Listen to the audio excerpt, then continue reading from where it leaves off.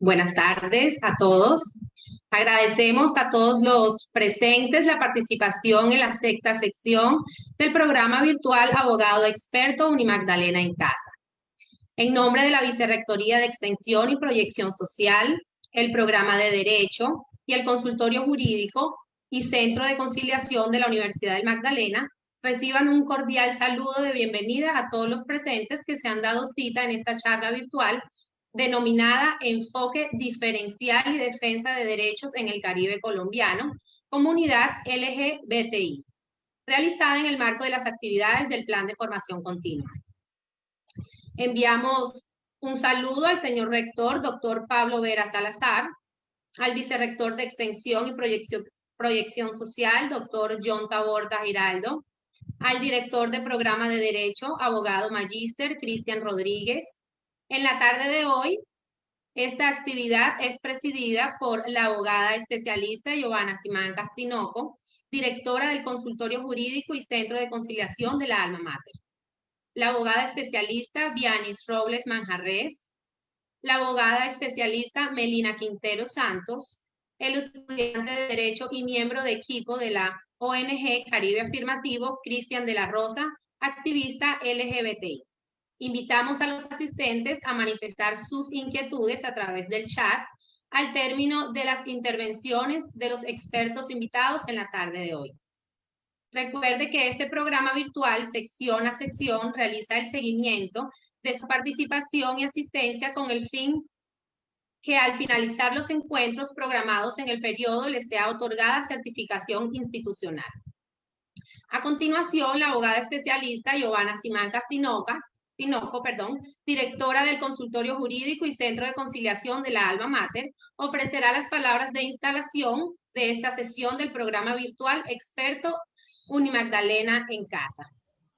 Bienvenida, abogada. Buenas tardes.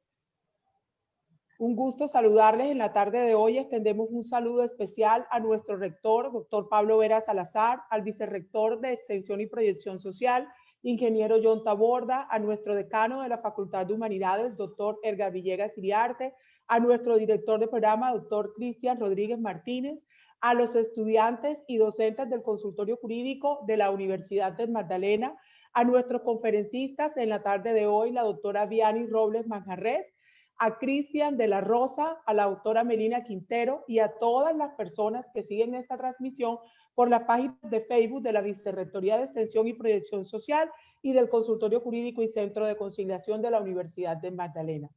En nombre del Consultorio Jurídico y Centro de Conciliación, reciban la más cordial bienvenida a este evento académico. La Universidad de Magdalena, siempre comprometida con la formación de profesionales de alta calidad humana y de servicio a la comunidad, con sentido de pertenencia, responsabilidad social, capaces de generar cambios y desarrollo en la región, en el país y en la sociedad.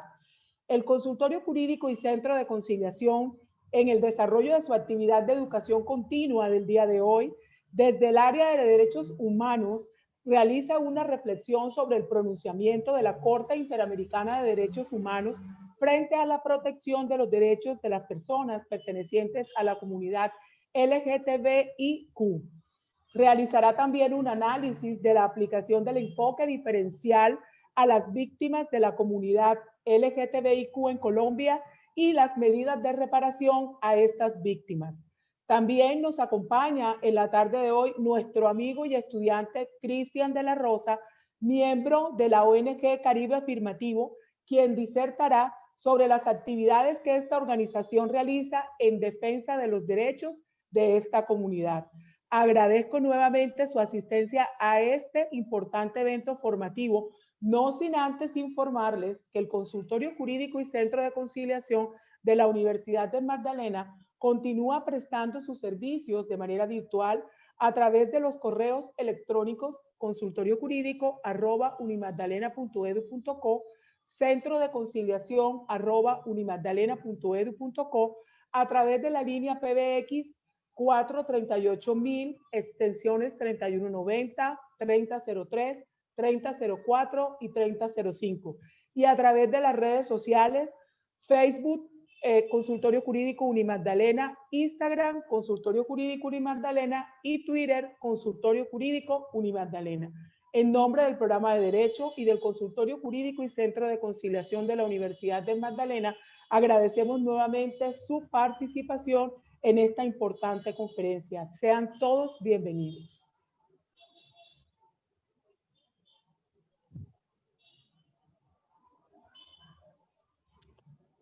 Agradecemos la intervención de la especialista Giovanna Simancas Tinoco, directora del Consultorio Jurídico y Centro de Conciliación de la Alma Mater.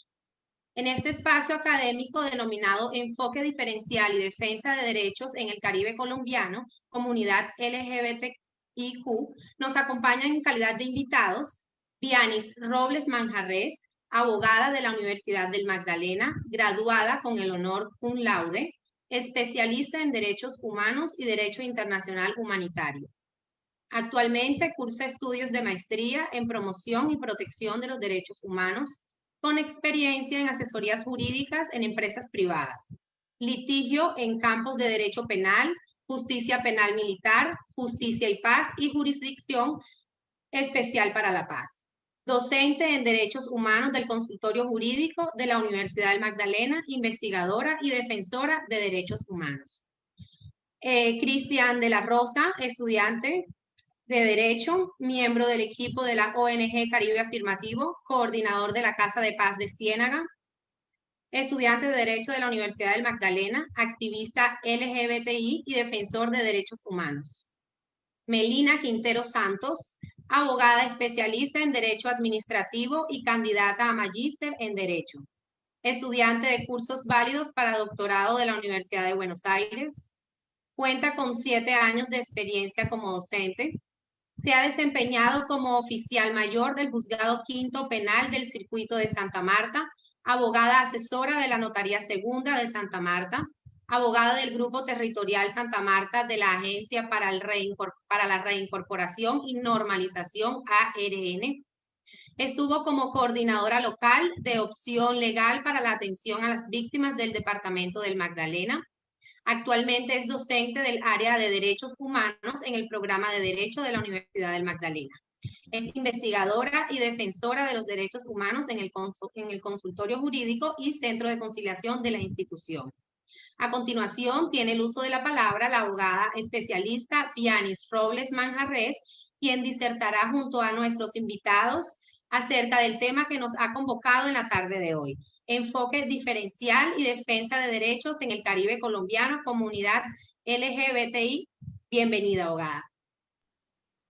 Muchas gracias, que tengan buena tarde. Cordial saludo para todos los que están asistiendo a esta jornada de abogado experto Unimagdalena. Cordial saludo a todas las directivas que propician este espacio en el que podemos compartir todos los conocimientos que tenemos, que podemos interactuar con la comunidad y acercar a la Unimagdalena y al consultorio jurídico a toda la sociedad, no solo Samaria, sino de todo el departamento y el país, que pues nos miran desde muchas partes a través de la virtualidad. Entonces, en la jornada de hoy, pues desarrollaremos el enfoque diferencial y defensa de derechos en el Caribe colombiano de la comunidad LGBTI. Me permito compartir pantalla.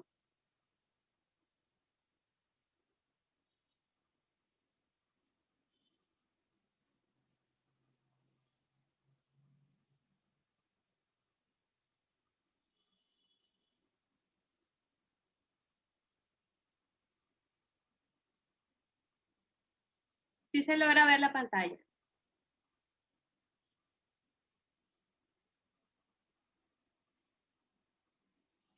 Bueno, dentro del enfoque diferencial y las defensas de derechos humanos en el Caribe colombiano frente a la comunidad LGBTI, es sabido que es una comunidad que presenta muchas vulneraciones, que es una comunidad que permanentemente sufre de vulneraciones en cuanto a sus derechos, a su reconocimiento, al respeto a su identidad, a su individualidad e incluso a su integridad física y moral. Dentro de eso, es importante manifestar cómo dentro de la comunidad LGBTI muchas personas han contribuido diariamente a la lucha para poder salir adelante, para poder manejarse dentro de un mundo donde las vulneraciones son constantes, permanentes, y que por esa lucha han sido tanto estigmatizadas como violentadas. Muchas muertes se han sumado de las personas LGBTIQ por la lucha y la defensa de los derechos de ellos como personas y de las comunidades que muchas veces representan. En esta situación, en la actualidad, alrededor de 72 países en el mundo, ser gay o lesbiana o identificarse con una identidad de género diferente a las, digamos, estrictamente impuestas por la sociedad, se considera todavía ilegal y se da con pena incluso de prisión. Se restringe también para ellos la expresión y la libertad de ofrecer y mostrar la misma en sitios públicos y sus manifestaciones como tal. Entonces todavía hay un largo camino que recorrer para la defensa de esos derechos, para que esas personas sean respetadas, sean amparadas por las normas que están vigentes y que cada uno de los funcionarios y las instituciones públicas respeten y amparen a esta comunidad que ha sido tan golpeada. Incluso acá en Colombia no está lejos de esas situaciones, ya que este grupo también ha sido vulnerado, sobre todo en medio del marco del conflicto armado, un conflicto que ha dejado innumerables víctimas y que incluso apenas en estas instancias, en estos tiempos, es cuando se está reconociendo y distinguiendo que hay una población especial que había sido vulnerada, que no había sido reconocido esa vulneración y que apenas hasta ahora se está trabajando por ese reconocimiento y por ese respeto y el amparo que las normas colombianas a las víctimas representan a la comunidad LGBTI. En torno al nivel mundial, se habla de que la Comisión Interamericana de Derechos Humanos se preocupa y tiene una llamada urgente a todos los estados como organismo internacional que está vinculado a todas las naciones de este sector del mundo, en el que llama e invita a todos los estados a través de su sala de coordinación y respuesta oportuna e integrada a la crisis que surgió con la pandemia del COVID-19 para que todos los estados garanticen y respeten los derechos de igualdad y no discriminación a las personas lesbianas, gays, bisexuales, trans, intersex y queer. Que esas medidas sean desarrolladas y sean adoptadas para que puedan estas personas acceder a ellas, para que puedan acceder a servicios de salud, para que puedan acceder a programas de atención social con una perspectiva de seguridad humana integral, que sean respetadas su integridad y la identidad que ellos representan, para que no sea tratada una persona trans, por ejemplo, que si hace su transición de hombre a mujer, sea tratado con la identidad que la persona se reconoce que es la de mujer, sea tratada como ella y no sea tratado discriminatoriamente por el que aparece todavía en su documento de identidad o que por los prejuicios que el personal de salud, en este caso, pudieran tener al momento de atender a la persona. Ese es el llamado y esa es la invitación que se realiza por parte de la Comisión Interamericana de Derechos Humanos a los estados y en razón a ello emiten entonces la resolución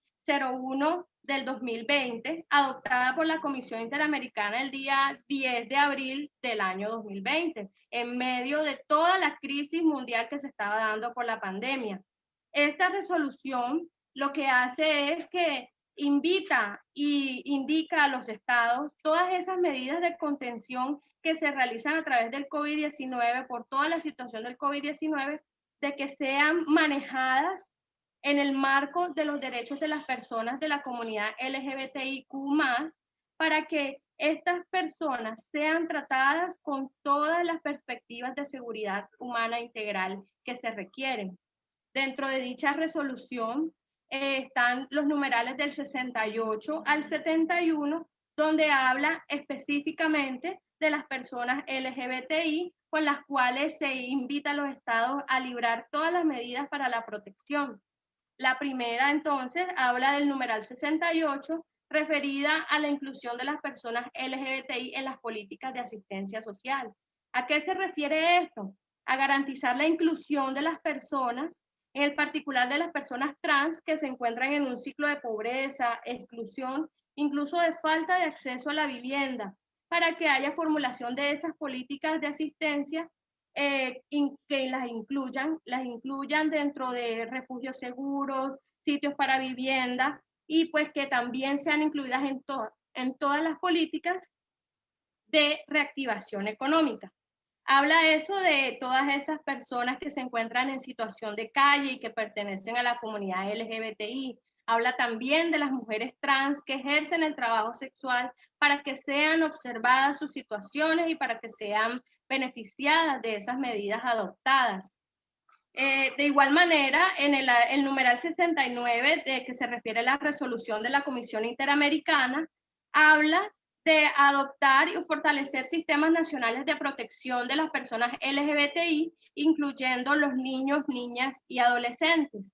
Se refiere la Comisión Interamericana a que hay una preocupación fuerte e importante en todas estas situaciones de la pandemia, toda vez que debe mirarse toda la atención en salud y los sistemas de denuncias deben activarse para estas personas, para esta comunidad, incluyendo a los niños, niñas y adolescentes, teniendo en cuenta el perjuicio, teniendo en cuenta la discriminación, los prejuicios y la violencia que en los hogares puede haber en el contexto de la cuarentena, en el contexto del distanciamiento social, porque inicialmente se consideraba que el hogar era un entorno seguro, pero con la pandemia se reveló que los hogares realmente eran el sitio donde la violencia surgía en contra de estas personas en particular, por lo cual la preocupación se elevó por parte de la Comisión para que los estados entraran a activar todos esos sistemas de protección, especialmente contra los niños, niñas y adolescentes que se reconocen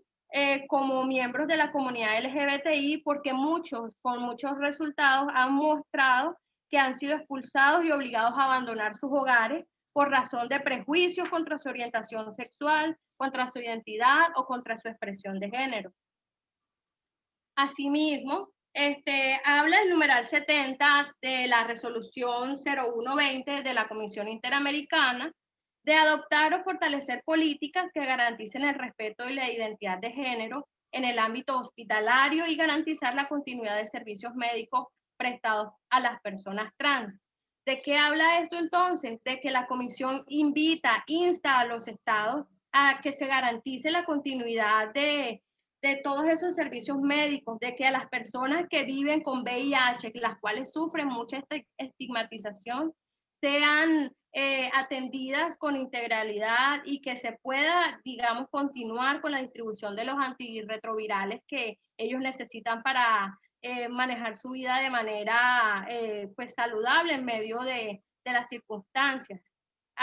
De igual manera, pues la atención integral en salud a las personas trans, observando el derecho a la igualdad y a la no discriminación, para que cuando se acerquen o se acercaren a las instituciones hospitalarias, obviamente no recibieran ningún tipo de trato discriminatorio, despectivo, que los pudiera pues afectar por su identidad o expresión de género.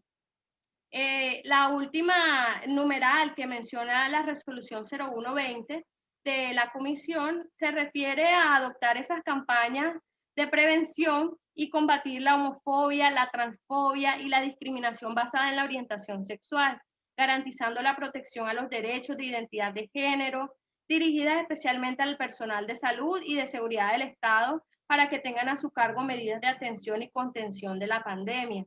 Que insta entonces a que se sensibilice y se capacite, inclusive en medio de la pandemia, de forma digital a las fuerzas de orden público y las autoridades judiciales para que en materia de identidad y expresión de género tengan las capacidades de darle manejo idóneo, de darle manejo respetuoso a los derechos humanos a todos los miembros de dicha comunidad para prevenir esos actos de discriminación, de violencia, y que todos los controles policiales sean implementados a raíz de la pandemia con el respeto que merece la comunidad, los miembros de la comunidad LGBTI por su identidad y expresión de género.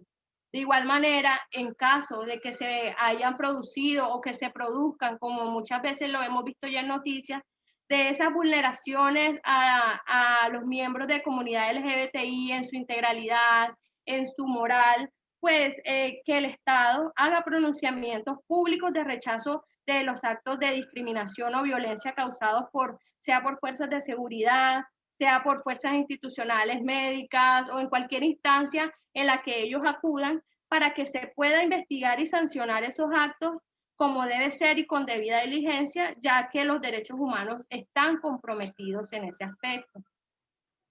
Dentro de nuestro país, dentro de Colombia, también tenemos marcos jurídicos que nos hablan del respeto a la identidad y las expresiones de género. Entre ellas y las más principales que manejan y son vanguardistas en estos puntos es la Ley 1448 del 2011, que es la Ley de Víctimas y de Restitución de Tierras. Esta Ley de Víctimas y Restitución de Tierras surge a través de la lucha que las víctimas habían elevado a través del tiempo, que las víctimas habían elevado esas voces y las cuales fueron escuchadas y materializadas a través de esta norma. Nació entonces en el 2011 para reconocer los derechos de las víctimas y del conflicto armado en Colombia, para que estas personas fueran reparadas, conservaran sus memorias y se evitaran que se repitieran esas atrocidades que ocurrieron en el pasado en tantos años de violencia en nuestro país. Es así como esta norma también vincula y también ampara a los miembros de la comunidad LGBTI. En el registro único de víctimas, entonces, que es el listado, que es la base de datos que creó la ley de víctimas, donde se encuentran registradas cada una de las víctimas del conflicto armado hasta el momento, las que han hecho su declaración, que son aproximadamente a la fecha de hoy más de 9 millones de víctimas.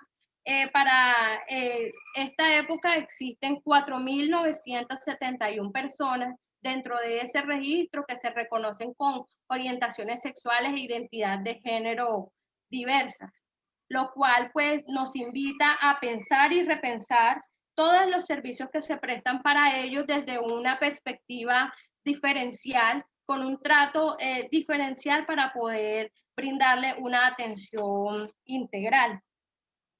Entonces, conforme a esa ley de víctimas, las orientaciones sexuales e identidad de género diversas, habla dentro de ella de uno de los enfoques diferenciales. Es la implementación para las medidas de prevención, asistencia y reparación integral. ¿Eso qué significa?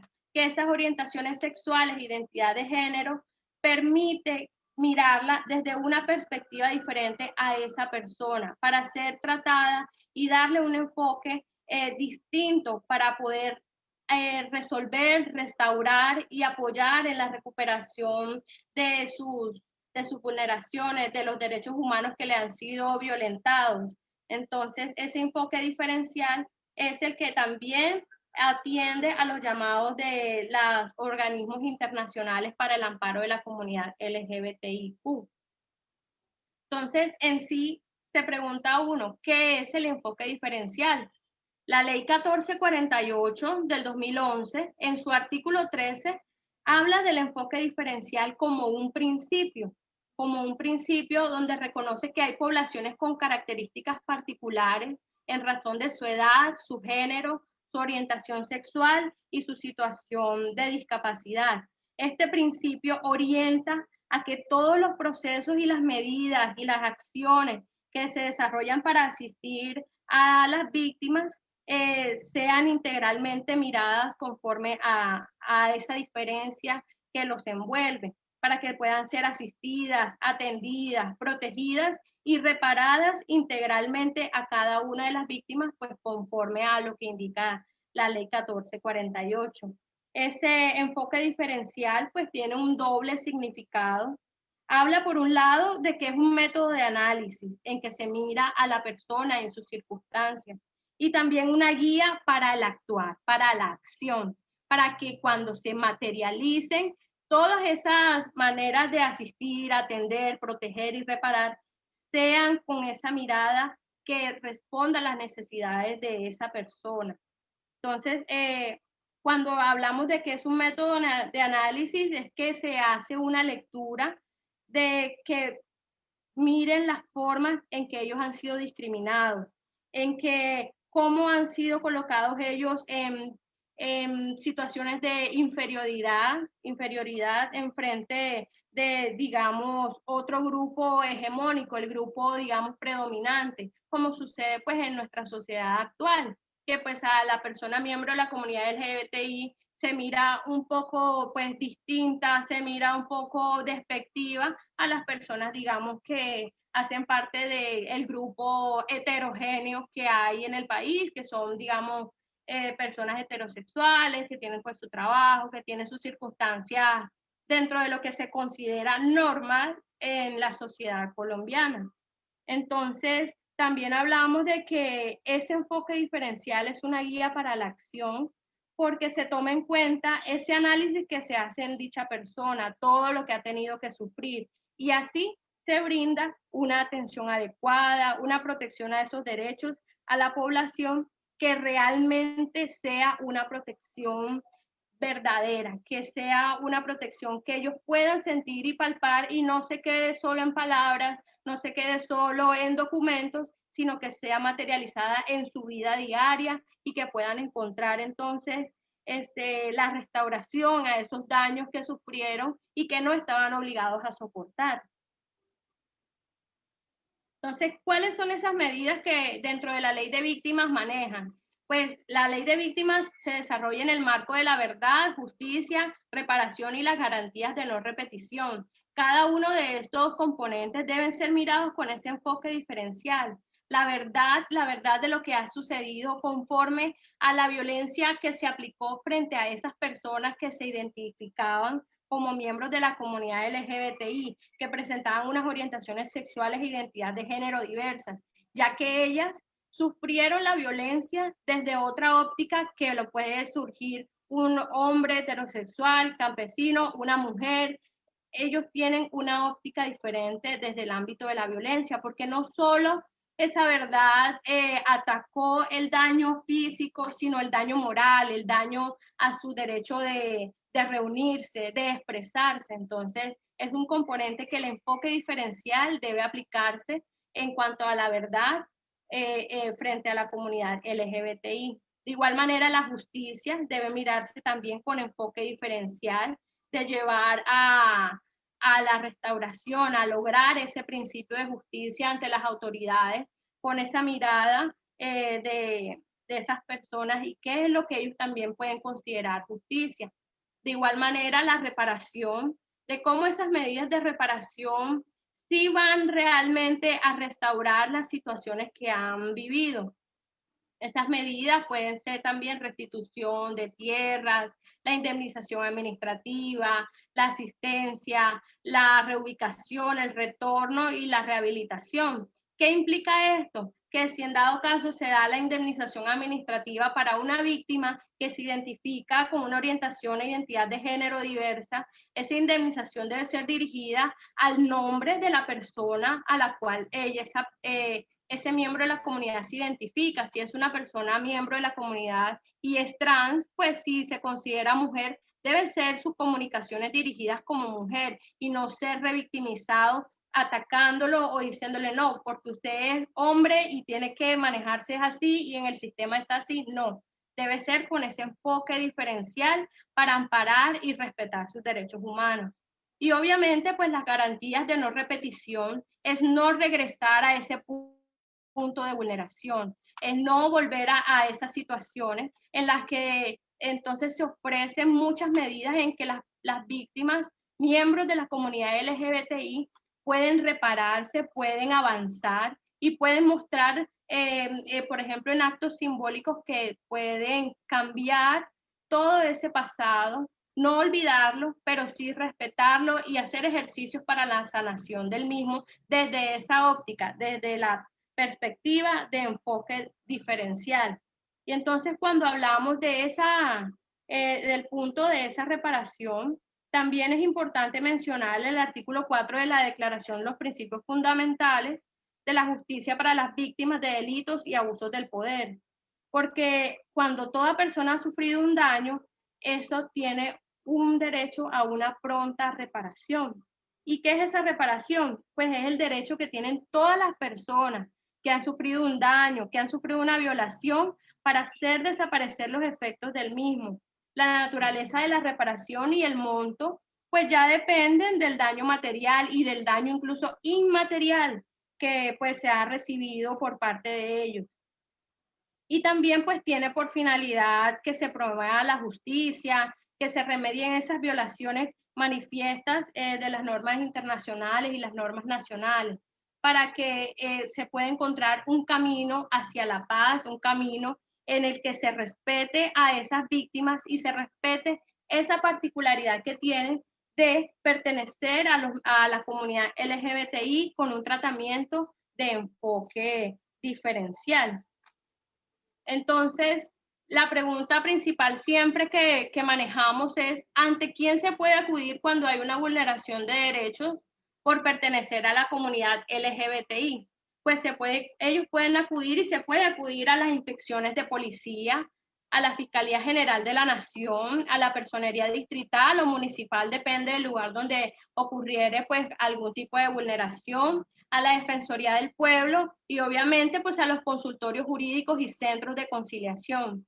En nuestro caso, en la Universidad del Magdalena, en el consultorio jurídico de la Universidad del Magdalena, trabajamos constantemente en la capacitación de los docentes, en la capacitación de todo el cuerpo administrativo, para que todo el trato que se maneje para las personas de la comunidad LGBTI que soliciten nuestra ayuda, nuestros servicios, sea manejado con un enfoque diferencial, con un respeto y reconocer esas características particulares en las cuales necesitan una atención especial, necesitan un respeto y un tratamiento que los ayude a superar esa situación de vulnerabilidad, y que nosotros estamos en capacidad, continuamos permanentemente capacitando también a los estudiantes para que desde esta perspectiva se sigan protegiendo los derechos humanos, se puedan apoyar a la comunidad LGBTI, se pueda asesorar de manera idónea en todas las necesidades jurídicas que presenten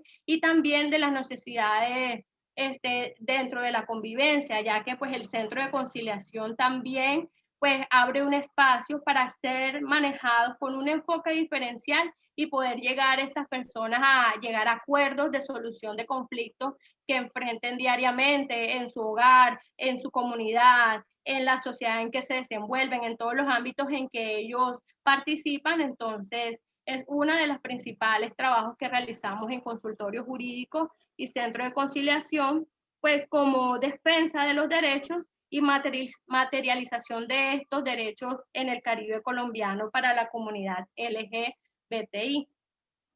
Entonces ahora continuamos con Cristian para la presentación. De igual manera, pues repetimos que seguimos trabajando para la comunidad en todas las líneas de consultorio jurídico y centro de conciliación, en las cuales pueden acudir a nosotros. Estamos capacitados, seguimos trabajando, no nos hemos detenido. La virtualidad ha sido más bien una herramienta para seguir avanzando y llegar más allá, más cerca de los hogares de la comunidad. Entonces, los invitamos a que puedan seguir comunicándose con nosotros, acercándose, y que estaremos prestos para trabajar con ustedes, para ayudarlos, para orientarlos y para poder darles solución a muchas de las situaciones diarias que a veces creen que no tienen salida, pero aquí estamos nosotros también para trabajar y apoyarlos de parte del programa de Derecho y de la Universidad del Magdalena, el consultorio jurídico y centro de conciliación.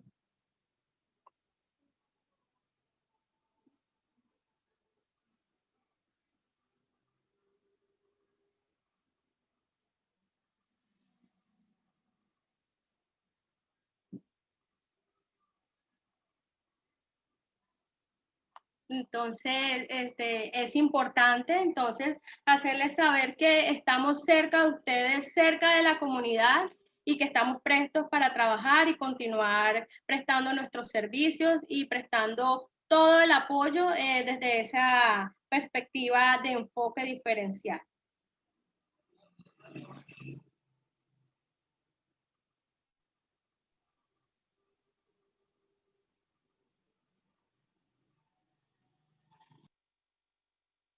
Muchas gracias, abogada.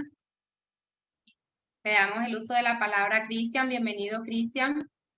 Hola, muy buenas tardes a todos, a todas y a todos.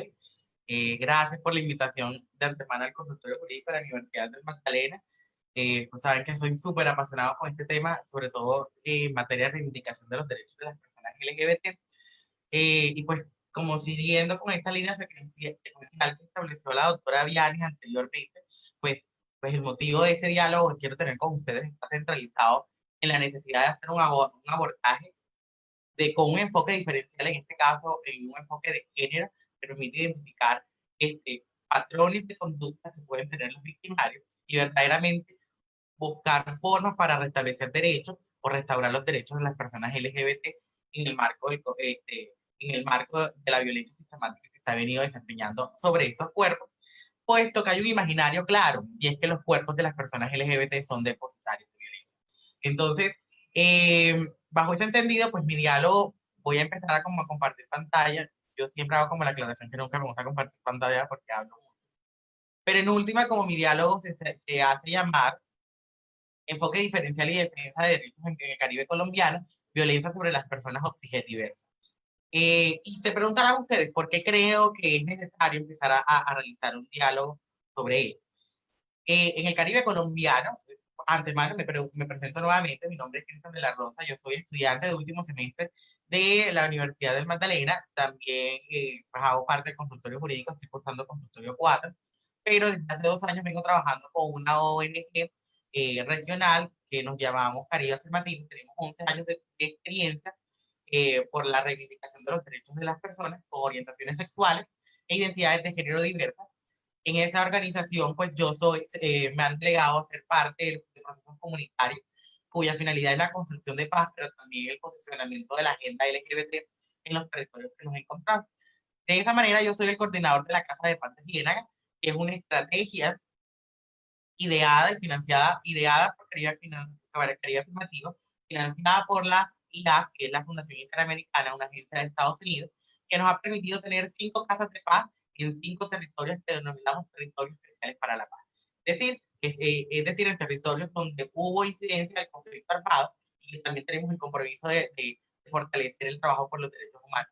En ese sentido, pues estamos en Maicao, La Guajira, en Sierra Magdalena, estamos en Soledad Atlántico, estamos en el Carmen de Bolívar y estamos en Monte del Líbano, Córdoba. Sí, Córdoba, sí, es correcto.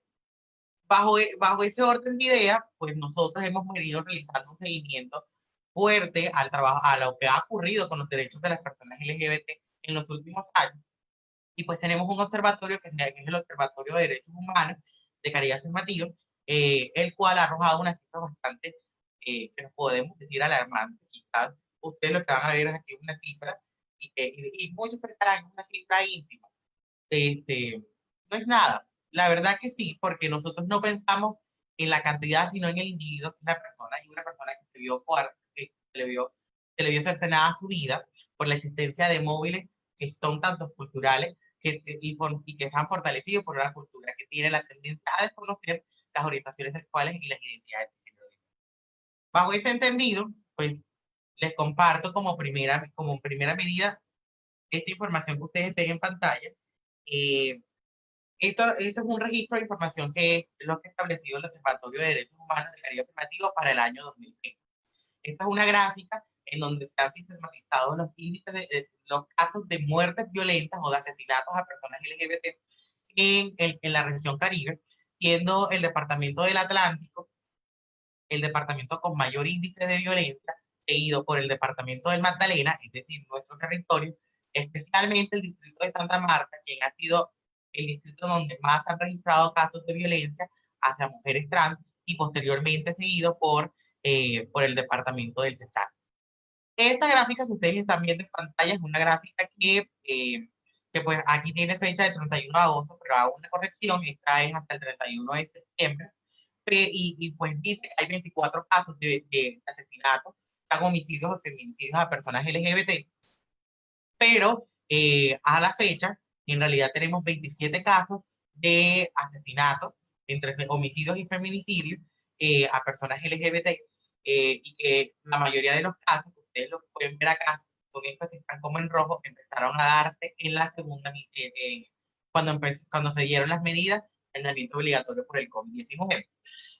A estos dos casos se le suman dos situaciones bastante alarmantes, que ha sido como omisiones en la prestación del servicio a la salud, que ocasionó el fallecimiento de personas LGBT.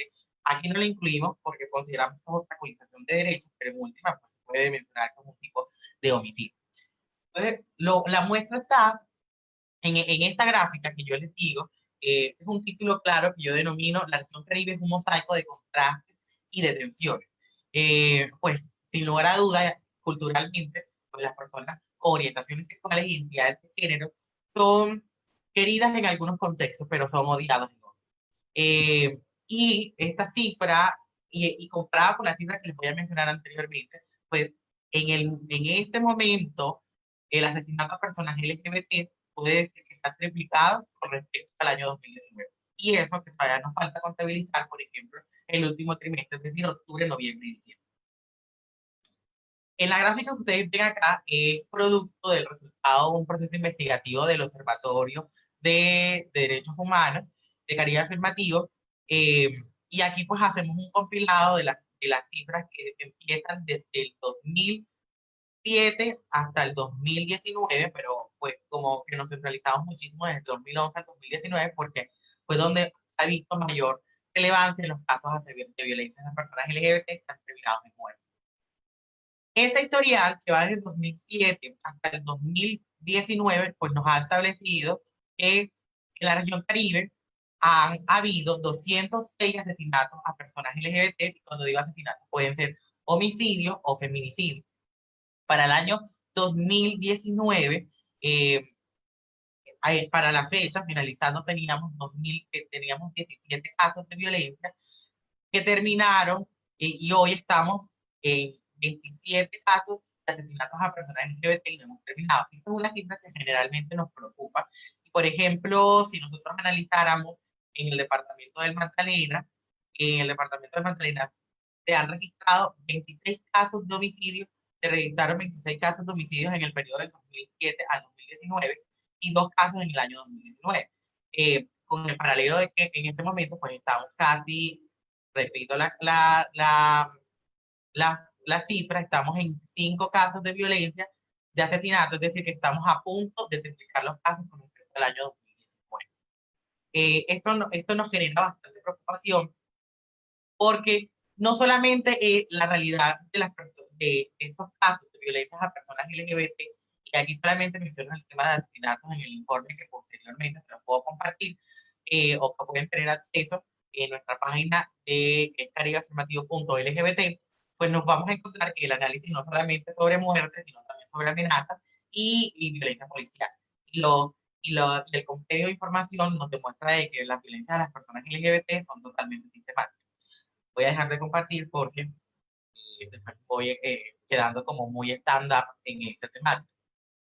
Aquí la preocupación no solamente es que haya un subregistro de la información, porque lo que nosotros realizamos como Caribe Afirmativo es un subregistro de la información, y es que en realidad muchos de los casos, o si nos referenciáramos a fuentes oficiales, por ejemplo, las bases de datos que pueda tener la Fiscalía, son bases de datos que usualmente no realizan un proceso de sistematización y del compilado de la información como debe ser. Esto se debe en gran parte porque las autoridades no reconocen las identidades de género diversas o las orientaciones sexuales de la víctima. Esto, y sobre todo, disminuyen las formas de violencia que se puedan ejercer sobre los cuerpos de las personas LGBT. Aquí hay algo claro, y es como una premisa que yo les menciono. No necesariamente todos los casos de violencia de personas LGBT o todos los casos de homicidios o feminicidios sobre los cuerpos de personas LGBT necesariamente sean una violencia por prejuicio. Y esto es un concepto relativamente nuevo, que nosotros anteriormente, o los fiscales anteriormente, estaban tipificando con el delito de crímenes por odio o crímenes pasionales. Y pues hoy hay una apuesta a reconocer el tema de violencia por prejuicio. No necesariamente, como reitero inicialmente, no necesariamente todos los casos son violencia por prejuicio, pero sí es necesario que en el proceso investigativo, por parte de la Fiscalía, se tenga en cuenta que quizás la orientación sexual o la identidad de género de la víctima pudo haber sido el motivo por el que se cometieron estos actos. Y esto me abre las puertas para tocar el tema de la violencia por prejuicio, entendiendo que la violencia por prejuicio es la violencia que se ejerce sobre los cuerpos por ser lo que son. Esta violencia tiene una particularidad que puede ejercerse de forma jerárquica, que es una práctica, es decir, una práctica discriminatoria o una forma excluyente, que es en última, digamos, la finalidad de esta violencia. Es decir, hay formas de violencia sobre los cuerpos de personas LGBT que pueden, lo que buscan es ratificar un estado de inferioridad o subordinación. Eso usualmente los vemos relacionados con el tema de violencia intrafamiliar, que en el marco del COVID-19 pues agudizó. Muchas de las personas LGBT, al ser dependientes económicas, pues lo que se ejerció fue una violencia por prejuicio, cuya finalidad era la disminución de su, o el silenciamiento de negación de sus derechos. Y este tema de violencia por prejuicio es un tema, es una categoría realmente importante porque la Corte Interamericana de Derechos Humanos en el año 2018 habló de que los Estados partes deberían tener en cuenta la violencia por prejuicio cuando se habla de violencia a personas o, gays, lesbianas, bisexuales, trans, intersexuales o queer. Es importante tener en cuenta de que esta violencia tiene una característica de ser performativa, pero está asociada a un contexto jurídico y cultural. Y digo un contexto jurídico porque usualmente en nuestros textos jurídicos no hay cabida para la violencia por prejuicio, por lo menos no se ha mencionado todavía. Esta es una teoría que con el tiempo se ha ido posicionando, pues en nuestros códigos se están rebasando nuevamente los vínculos, estos vínculos que son característicos y que determinan unas conductas o unos patrones culturales. Sin embargo, el tema de violencia por prejuicio ha tomado supremamente importancia si nosotros analizáramos, por ejemplo, tipos penales como el feminicidio o la jurisprudencia por el feminicidio, en los que se ha incluido una tipificación autónoma del delito, en donde se ha evidenciado un tránsito del odio al prejuicio como una categoría jurídica, puesto que la base usualmente de este tipo de delitos está sostenida en relaciones de poder y de exclusión. Aquí me hace pensar, por ejemplo, en la ratio decidendi de la Corte Suprema de Justicia en una sentencia de marzo 4 del 2015, en que por primera vez se aparta de la comprensión de violencia discriminatoria contra la mujer desde el odio y se aproxima a la violencia desde el prejuicio, entendiendo de que hay un sistema de dominación, de subordinación y de instrumentalización del contexto que agudiza unos indicadores de relaciones de poder y subordinación como elementos claves y configurativos del delito. Y nosotros saltamos a otros tipos penales, por ejemplo, se han modificado los tipos penales de actos de discriminación y hostigamiento, y se han dado esto por vía jurisprudencial, sin lugar a dudas, en donde se advierte el modelo de discriminación sancionado en un principio, en donde se criminalizaba el odio, hoy con la ley 1752 del 2015, esta expresión incluye, por ejemplo, en el tipo penal se habla, por ejemplo, de personas con discapacidad y por demás razones de discriminación. Ese enunciado es una muestra del cambio de un modelo de odio a un modelo basado en el prejuicio. Y sin lugar a duda, por ejemplo, si tenemos en cuenta la circunstancia, el artículo 58.3 del Código Penal, que son circunstancias de mayor punibilidad, pues el ámbito de protección no solamente se limita a grupos marcados por odio o por malversación, sino también a la existencia de patrones discriminatorios. Es decir, si bien es cierto, se reconoce la aplicación del odio y la animadversión, en estos tipos penales también se habla de que la punibilidad está basada en un contexto y en una situación de desigualdad en el que se busca proteger, por ejemplo, en este caso, a personas con orientaciones sexuales e identidades de género. Esto lo traigo a colación porque es supremamente importante de que los funcionarios públicos que están ejerciendo funciones jurisdiccionales, sean jueces o sean defensores, o algunas instituciones como por ejemplo garantes de derechos, en este caso la Defensoría, o los estudiantes que están viendo este diálogo, empieza a vislumbrar la necesidad de empezar a adoptar modelos que verdaderamente restablezcan los derechos de las personas LGBT.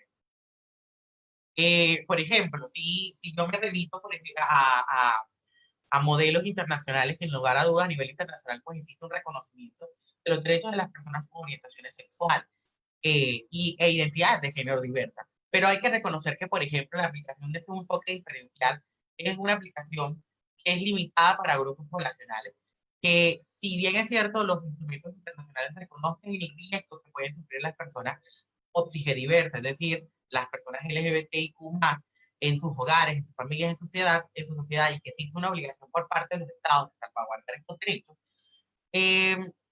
estos compromisos se ven limitados en la medida de que usualmente estos instrumentos internacionales no tienen carácter vinculante. Yo les comento, por ejemplo, la radiografía que yo he tenido a manera institucional en el seguimiento que he venido realizando como miembro de Caribe Afirmativo, se logra detectar de que existe un mosaico de patrones por parte de la institucionalidad que neutraliza y legitima socialmente estas formas de violencia. De tal manera que cuando se hace un acercamiento con el contexto, la función institucional, cuya intencionalidad consiste en la protección, la preservación y acciones de judicialización en los casos de violencia, se convierten en barreras para poder verdaderamente acceder a justicia, porque en el proceso investigativo, en el proceso de campo, pues no se tienen en cuenta realidades y vivencias de las personas, y en este caso, pues hablando de personas LGBT. En los diálogos,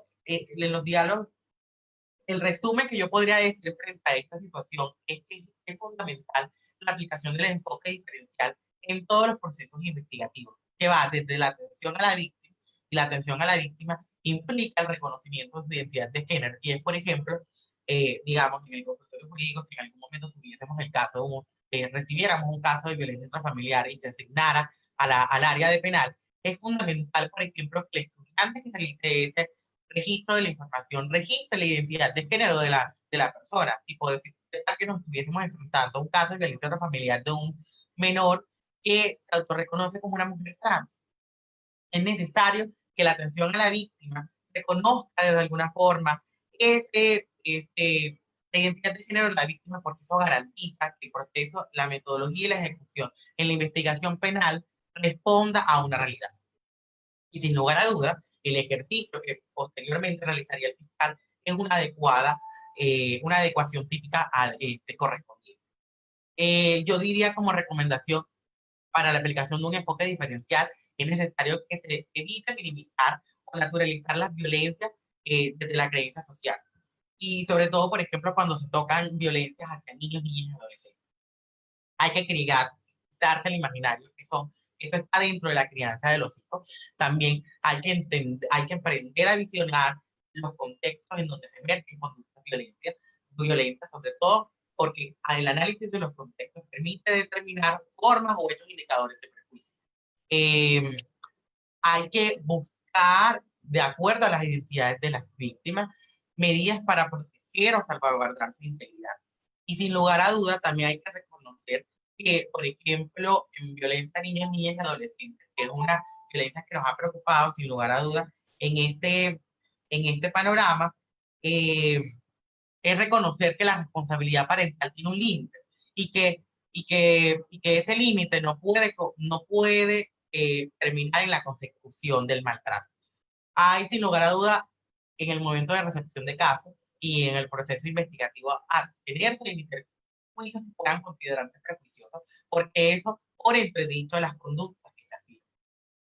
Esto lo digo sin lugar a dudas, porque, por ejemplo, si en las metodologías de las investigaciones es fundamental el análisis, y esto lo hablo directamente en materia penal, en los elementos de la conducta punible hay algunas circunstancias que pueden ser hechos indicadores. Por ejemplo, quien comete el delito de la violencia, en este caso el sujeto activo, sin lugar a dudas, tiene una identidad de género o una orientación sexual distinta a la víctima.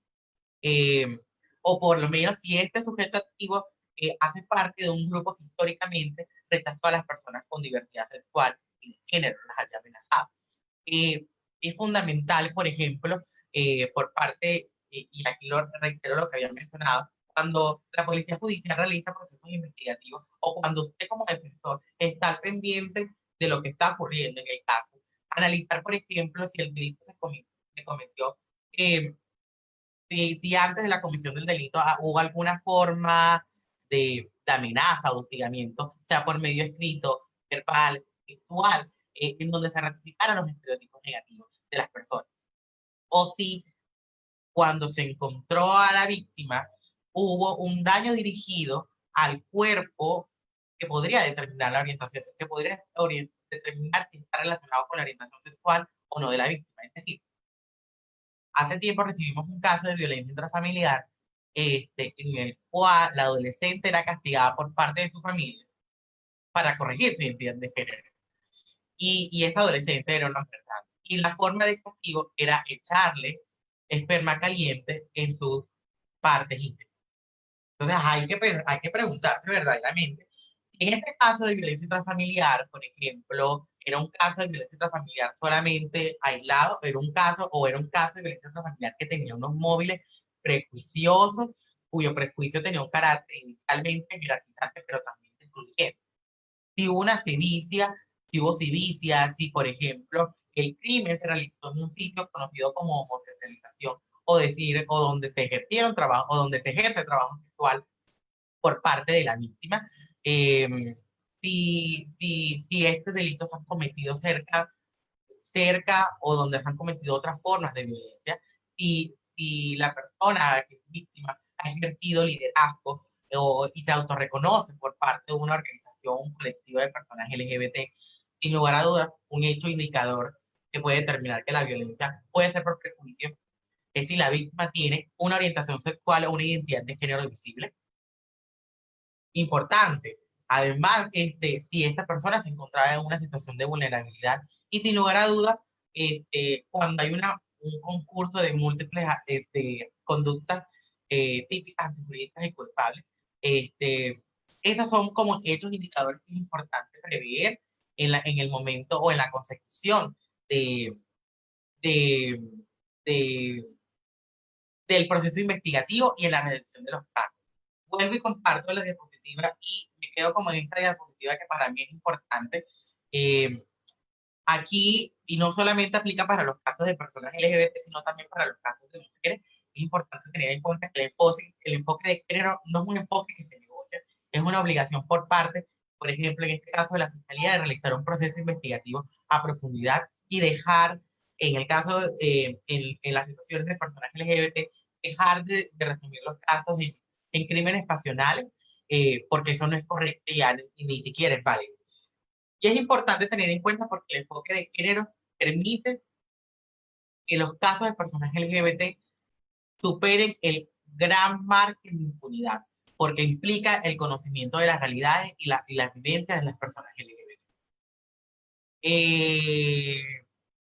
Yo no me quiero extender más porque pues, voy justo a tiempo, que faltan 2 minutos para las 4 de la tarde, entonces hablo demasiado. Pero sin lugar a dudas, de Caribe Afirmativo y desde la Casa de Paz de Siena estamos comprometidos con el fortalecimiento y el acompañamiento en el restablecimiento de los derechos de las víctimas y de sus familiares, en el caso de cuando la víctima es por homicidio o la persona ha sido asesinada. Y solicitamos sin lugar a dudas, por ejemplo, el ejercicio por parte, el acompañamiento por parte de la Defensoría en asuntos de género de todo el departamento del Magdalena y en todo el departamento de Magdalena y en todos los departamentos de la región, a realizar un acompañamiento para que el enfoque diferencial sea tenido en cuenta en el proceso investigativo y también la confluencia de identidades sociales que puede exacerbar la violencia por prejuicio. No, antes de irme, sin lugar a dudas, pues les digo que en Ciénaga tenemos una casa de paz, un sitio o un espacio de interacción y que se convierte en la casa de las personas con orientaciones sexuales e identidades de género, los cuales mediante el arte, la cultura y el empoderamiento buscan el fortalecer los derechos humanos y la agenda LGBT y sin lugar a dudas la construcción de paz, porque consideramos que la paz se construye de la diversidad. En la Casa de Paz de Ciénaga y en Caribe Afirmativo realizamos procesos comunitarios, pero también realizamos acompañamiento psicosocial, grupal e individual, hacemos asesorías jurídicas y acompañamientos jurídicos en los casos que sean evidentemente necesarios. Y tenemos una confluencia de agendas para garantizar y reivindicar la realidad y las experiencias de las personas con orientaciones sexuales e identidades de género diversas. Nos encontramos como sede principal en Barranquilla, en la carrera 60, número 5870. Si quieren tener información de nosotros, lo pueden realizar a través de info@caribeafirmativo.lgbt o entrar a nuestra página, nuestro sitio oficial, que es caribeafirmativo.lgbt, que lo estoy señalando aquí en pantalla. Yo me encuentro en Ciénaga, pues en este momento puse la dirección que no es la correcta de la dirección de mi casa, pero la dirección de mi oficina es calle 6, número 1333. Se pueden comentar conmigo en ciénaga@caribeafirmativo.lgbt o me pueden buscar por Facebook como Cristian de la Rosa, que estoy con toda la disposición para ayudarles y acompañarles en estos procesos. Y sin lugar a dudas, les tengo la invitación al consultorio jurídico de la Universidad de Magdalena, que Caribe Afirmativo tiene las puertas abiertas para realizar alianzas en la adopción de protocolos para garantizar verdaderamente los derechos de las personas LGBT. Así cierro como mi diálogo. Quisiera hablar más, pero hay que respetar el espacio de todas las personas, y de antemano, pues muchísimas gracias a quienes me invitaron a este diálogo.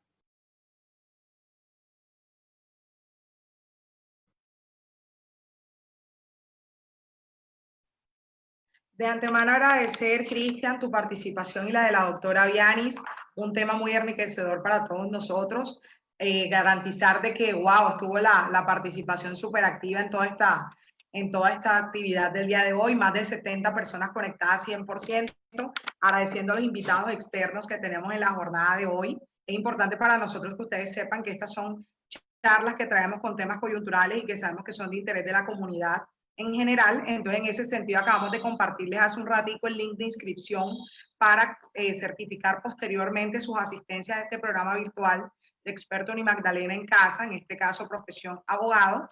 Y en estos momentos queremos proyectar ante ustedes un Menti que queremos aplicar, que es para la evaluación de su nivel de satisfacción en la conferencia del día de hoy. En ese sentido, los invitamos, por favor, a apreciar aquí en pantalla las retroalimentaciones que ustedes nos están haciendo.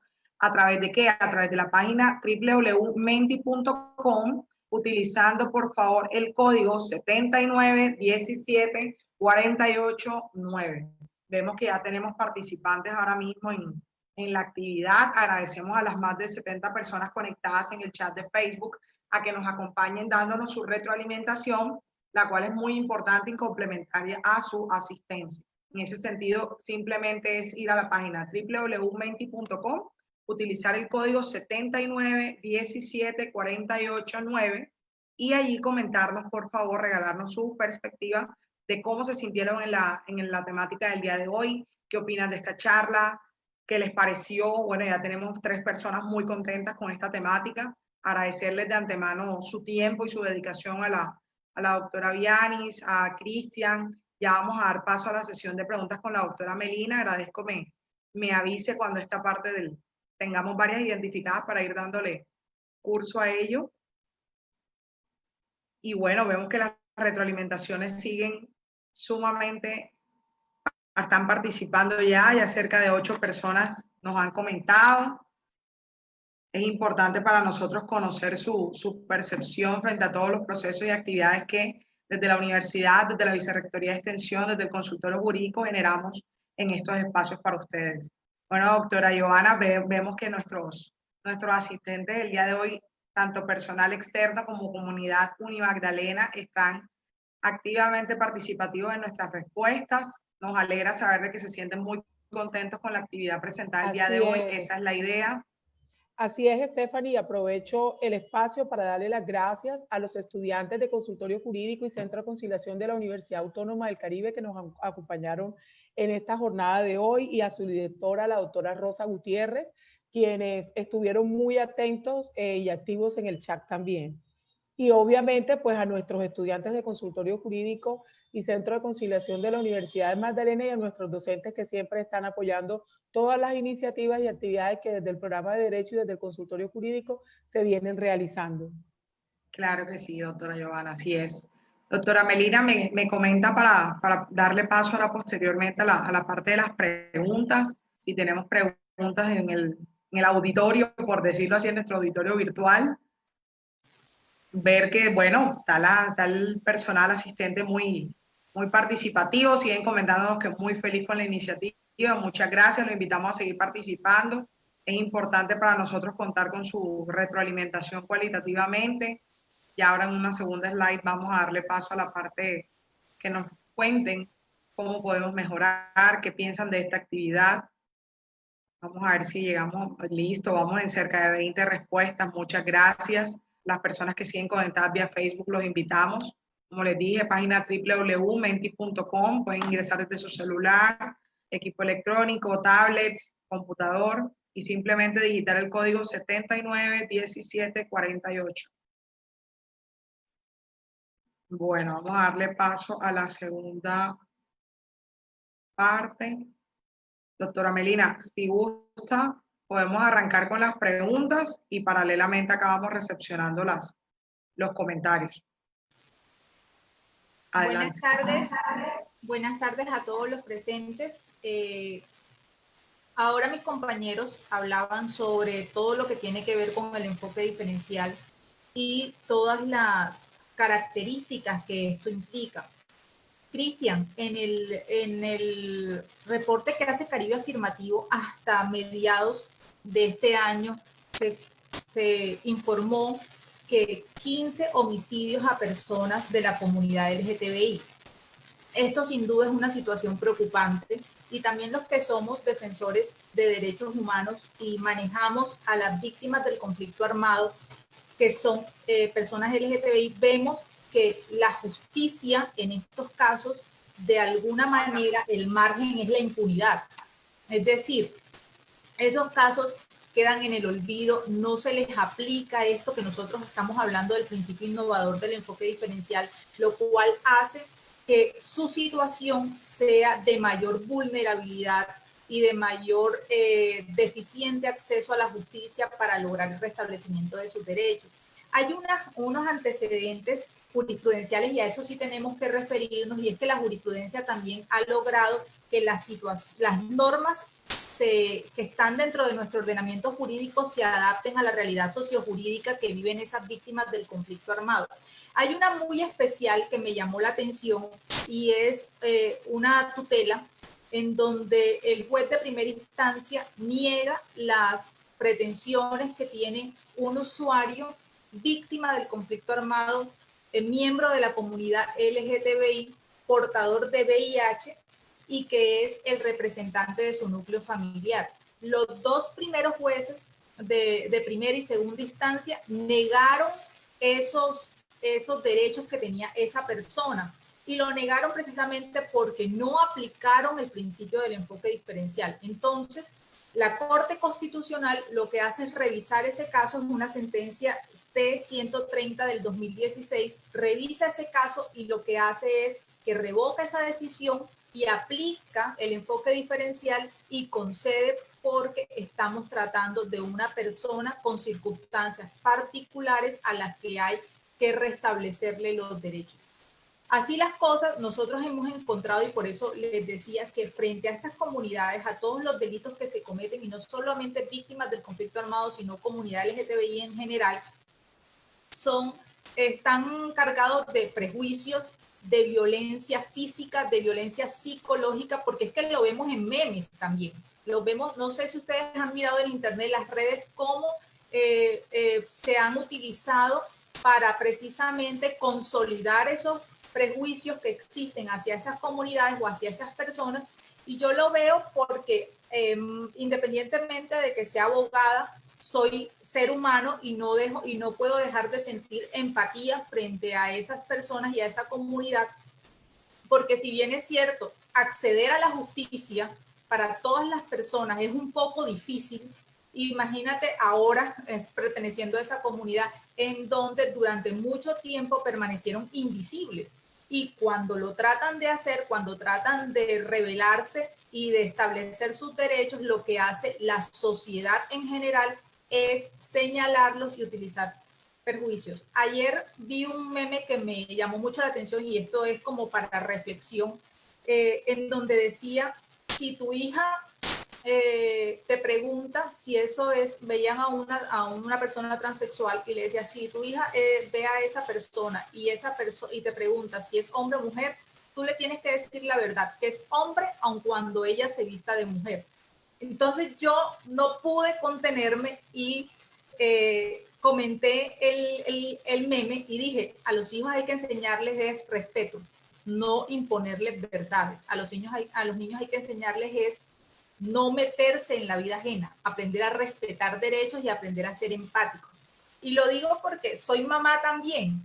Entonces, no deja uno de preocuparse frente a estas situaciones porque esos memes que al parecer son inocentes, lo que hacen son generar más prejuicios y señalamientos y de alguna manera ocasionar unos perjuicios a esas personas porque realmente es necesario, y yo sí hago un llamado de conciencia a todos, es necesario imponer mi verdad absoluta frente a las situaciones particulares y características particulares que tiene esa comunidad. Es que realmente las personas piensan que es que ellos tienen muchos derechos. No, es que nunca se les han reconocido y ahora están dando la lucha, porque es que en realidad esa comunidad no existe desde ahora. Esa comunidad siempre ha existido. Lo que pasa es que siempre estuvo invisible frente a las demás comunidades. Entonces, por eso era que no se tenían en cuenta. Y hay que hacer la educación en todo lo que tiene que ver en género, en identidad, en todo lo que tiene que ver orientación sexual. Nosotros desde casa, nosotros internamente, y cambiarnos ese chip, porque es que hay un chip en nosotros como cultura, y no culpo a nadie de esto porque realmente somos una cultura muy machista, pero es necesario hacerlo desde la academia y que estos espacios estén también, se den para estas circunstancias, y sobre todo cuál es el compromiso que tienen los operadores judiciales frente a estos hechos, porque es que hay que comprometer también a la Administración de Justicia para que se logren eliminar todas las barreras que tiene esta comunidad para el ejercicio de sus derechos y después de que se les han vulnerado el restablecimiento de los mismos. A mí me impresionó mucho los datos de Caribe Afirmativo en donde decían que hasta mediados del año iban 15 homicidios. Ahora, no sabemos si hay más, no sabemos qué ha pasado. Cristian, tú que tienes más conocimiento, que trabajas con esta organización de manos, quisiera que me hablaras un poco más de estos datos estadísticos. Pues en el año 2020 hasta el momento llevamos 27 casos de homicidio. Solamente que aproximadamente 15 se dieron desde el aislamiento obligatorio, es decir, hubo una subida de las fuentes de violencia. Sin lugar a duda, hay una realidad que usted lo ha dicho, y es, por lo menos los operadores judiciales, hemos tenido tropiezos enormes con ellos por el hecho de que ni siquiera a veces hay una tendencia a criminalizar las identidades de género diverso. Y por ejemplo, los crímenes relacionados con mujeres trans son crímenes usualmente, siempre se aduce de que estaban relacionados con la criminalidad. Y es que intrínsecamente no solamente se criminaliza la identidad de género, sino también, por ejemplo, el ejercicio del trabajo sexual o la prostitución. O porque ellas hicieron esto, porque hicieron aquello. Hay una invisibilización también de las orientaciones sexuales de una manera terrible. Los datos que nosotros tenemos son datos obtenidos de los liderazgos de otras organizaciones que se encuentran a nivel regional, o los familiares que se comunican con nosotros y nos dicen, está pasando esto, mi hijo era esto, y no nos están ayudando. Así es que conseguimos la información. Que nosotros como Caribe Afirmativo somos quienes le pasamos los datos a las defensorías del pueblo y le decimos, está ocurriendo esto en el departamento de Magdalena. ¿Qué se está haciendo? ¿Cómo vamos a hacer? Necesitamos una mesa de casos urgentes porque esto se nos está saliendo de las manos. Cuando vengamos a ver, no vamos a tener 5 casos, sino que vamos a tener 15. O vamos a tener un número indefinido, pero es un número de personas que han perdido la vida y no se está realizando nada para restablecer los derechos de su familia, que se conozcan verdaderamente quiénes son los agresores. Porque cuando la institucionalidad no tiene un compromiso y sigue permitiendo que exista un alto índice de impunidad, lo que se envía un mensaje a la sociedad es que la vida de esas personas no vale, que esos son ciudadanos de tercera categoría y socialmente se empieza a legitimar la violencia, porque ese es el tema, es que nosotros, desde un contexto social, las violencias a las personas LGBT todavía se siguen legitimando y se siguen silenciando y son normalizadas. nosotros estamos diciendo, aquí está ocurriendo eso, y el aparato judicial tiene que garantizar los derechos de las personas. Y hay un caso muy particular, y lo narro porque es un caso que me impactó. Ocurrió en Soledad, una mujer trans fue encontrada colgada en su residencia urbana. Cuando hicieron el levantamiento del cuerpo, ella era migrante, no se llevaron, la trataron como una persona NN, y nosotros nos llamó la atención porque, bueno, en un principio dijimos, como si pudo haberse suicidado, pero yo le decía a mi jefe, como, aquí hay algo que a mí no me cuadra, a mí hay algo como que no me cuadra. Y, y nos comunicaba y buscábamos personas que la ayudaran a ella, porque, o que estuviesen en contacto con ella. Nos comunicó alguien y nos dijo, fui a buscar, me enteré de que murió tal persona y la fui a buscar. Y entregué como mis papelitos, diciendo si tiene información me dice. A las 2 horas se comunicó una persona, un testigo anónimo nos dijo, ella no necesitó que la asesinaron, porque ella minutos antes, cuando llegó a la policía, porque la encontraron colgada. Pero a ella la trataban como una NN y la trataron como si fuera un suicidio. Si nosotros no oficiamos a la medicina legal y decimos, aquí no hay un caso de suicidio, sino que estamos ante la posibilidad de un homicidio, y medicina legal hace su dictamen pericial a profundidad y determina, es verdad, hubo homicidio, ese caso hubiese quedado la impunidad más grande del mundo. Claro, era una víctima que era aislada, migrante, no había nada que se preocupara por ella, y se convirtió, y ahí es donde se muestra el alto índice de vulnerabilidad que puede tener una persona, y sobre todo si es LGBT, porque lo que dijeron era, es un hombre que se disfraza, es un hombre que se disfraza, y eso fue como la finalidad, y luego quisieron integrar el tema como crimen pasional, y yo decía, si hubiese sido un crimen pasional, la persona no hubiese tenido la premeditación de asesinar a la muchacha, colgarla, dejar la escena del crimen perfecto para que la gente creyera que había sido un suicidio. Entonces yo lo que le solicitaba en ese momento a la fiscalía fue que hiciera verdaderamente esclarecimiento sobre los hechos, y si esos hechos estaban relacionados con la identidad de género. Sin lugar a duda, yo creo que fue así, pero ya eso ocurrió a inicios del mes de septiembre, estamos finalizando el mes de octubre, todavía la fiscalía no nos ha dado ningún avance sobre los casos, y nos preocupa sin lugar a duda porque pues las organizaciones sociales tenemos un límite, y es que informamos, acompañamos, pero no tenemos la función jurisdiccional de estar ahí, porque en última corresponde al fiscal realizar ese proceso investigativo. Y existe una alta percepción de que las funcionarios judiciales todavía no entienden el concepto de género, y mucho menos de diversidad sexual y de género. Gracias, Cristian. Stephanie, no tengo más preguntas al respecto. Muchas gracias, doctora Melina. Claro que sí. Igual súper importante las aclaraciones y contextualización que nos comentó Cristian. Agradecerle nuevamente a todo el equipo de consultorio jurídico y a la doctora Yanis también por su participación. Me gustaría, antes de cerrar, compartirles los resultados obtenidos en el MENDI, para, pues, siempre nos gusta como que se lleven esa retroalimentación ustedes como conferencistas de la actividad. Aquí en pantalla podemos registrar varios de los comentarios. En general, como les decía ahorita, pues los participantes muy satisfechos. Recordemos que hoy teníamos varios invitados del sector externo. Califican la actividad como fenomenal, excelente iniciativa, excelente capacitación, Cristian, excelente información, excelente disertación, y felicitaciones a los conferencistas. Deberían tener más capacitaciones sobre estos temas que permiten conocer y respetarnos como una sociedad igualitaria. Y tenemos esa recomendación. Excelente participación, y claro, muy buena iniciativa. Stephanie, y complementando un poco lo que tú dices, aquí Xavier Mejía Saga hace un comentario que guarda mucha relación con precisamente realizar más capacitaciones sobre el tema, cuando dice que lo que se debe evidenciar es que la sociedad aún no entiende lo que es el género, y es por medio de la educación como la única base para erradicar la violencia, la discriminación y el rechazo hacia estas comunidades. Además, se debe formar a estudiantes y profesionales íntegros con bases humanas, puesto que se ha perdido la esencia humana.